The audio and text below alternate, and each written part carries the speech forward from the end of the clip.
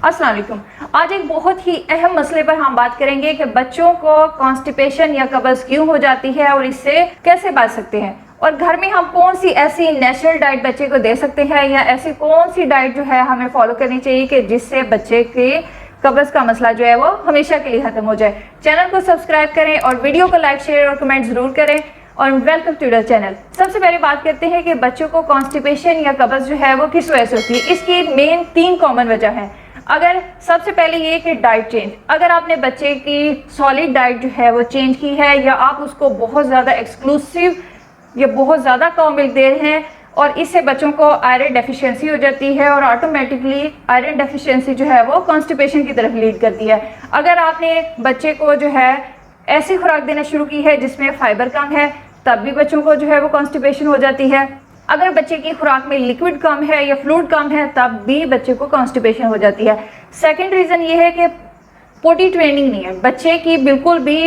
अक्सर पेरेंट्स जो है वो पोटी ट्रेनिंग नहीं करते, जिसकी वजह से बच्चा जो है वो अक्सर अपनी पॉप या पोटी को जो है वो रोक कर रखता है, जिसकी वजह से बच्चों को कॉन्स्टिपेशन हो जाती है। थर्ड वन ये है कि रूटीन चेंज, अगर आपका बच्चा स्कूल गोइंग है या बड़ा है, अगर उसकी रूटीन चेंज हो रही है जिसकी वजह से बच्चा जो है वो अपनी पॉटी को जो है वो रोक कर रखता है या उसकी रूटीन ऐसी हो रही है कि बच्चा इजी फील नहीं कर रहा वॉशरूम में जाना, तब भी बच्चों को कॉन्स्टिपेशन हो जाती है। अब हम बात करते हैं कि कौन सी ऐसी फूड है जो हम बच्चे को दे सकते हैं जिससे ना सिर्फ हमारे बच्चे का कॉन्स्टिपेशन का मसला हल हो जाए बल्कि बच्चे की सेहत भी अच्छी हो जाए। सबसे पहले बात करते हैं कि फ्रूट्स। जैसे सबको पता है कि बच्चों को फ्रूट बहुत ही ज़्यादा अच्छे लगते हैं, तो सबसे पहले जो आप दे सकते हैं बच्चे को वो है एप्पल एंड पीयर।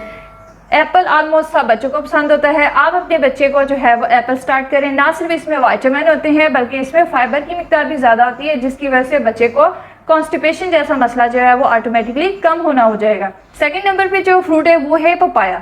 पपाया में जो है वो फाइबर की मिकदार बहुत ज़्यादा होती है और फाइबर आपको पता है कि कॉन्स्टिपेशन को ख़त्म करता है। देन आप थर्ड नंबर पे जो है इंपॉर्टेंट वो है अंजीर। आप अपने बच्चे को एक अंजीर जो है वो रात को भिगो दें पानी के अंदर और सुबह जो है वो उसी अंजीर को आप मैश करके या उसकी प्यूरी बनाकर बच्चे को दे सकते हैं और आप खुद ही देखेंगे कि कुछ ही दिनों में आपको इसका बेनिफिशियल ना सिर्फ रिजल्ट मिलेगा बल्कि आहिस्ता आहिस्ता बच्चे की हेल्थ भी ठीक होगी और कॉन्स्टिपेशन भी कम होना शुरू हो जाएगी।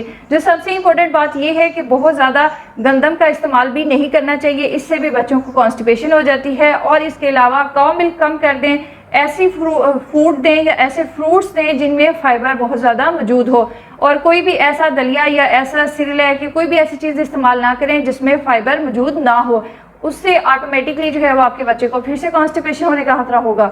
अगर आपका बच्चा जो है वो सॉलिड स्टार्ट कर चुका है तो आप ये फ्रूट्स और ऐसी वेजिटेबल जिनमें फाइबर ज़्यादा होता है तो अपने बच्चे को उसकी प्यूरी या वैसे जो है उसको मैश करके दे सकते हैं।